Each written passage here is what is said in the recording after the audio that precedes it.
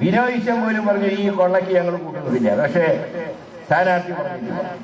അപ്പൊ അങ്ങനെയുള്ള സ്ഥാനാർത്ഥിയെ ഇവിടെ വിജയിപ്പിച്ചാൽ കരുവണ്ണൂർ ബാങ്കിന്റെ മോഷണത്തിന് കിട്ടുന്ന അംഗീകാരം ഞാൻ അത്രയും ചോദിക്കുന്നു. പിന്നെ ചിലരൊക്കെ ഗ്യാരണ്ടി പറയും. നമുക്ക് ആവശ്യം ഈ കേന്ദ്രമന്ത്രിമാരെയല്ല, വികസനമാണ്.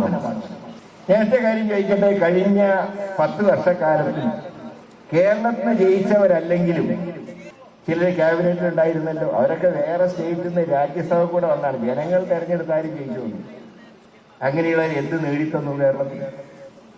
ഞാൻ തന്നെ ലോകസഭയിൽ ഓൾ ഇന്ത്യ മെഡിക്കൽ ഇൻസ്റ്റിറ്റ്യൂട്ടിന് വേണ്ടിയിട്ട് സഭയിൽ സബ്മിഷൻ കൊണ്ടുവന്നു.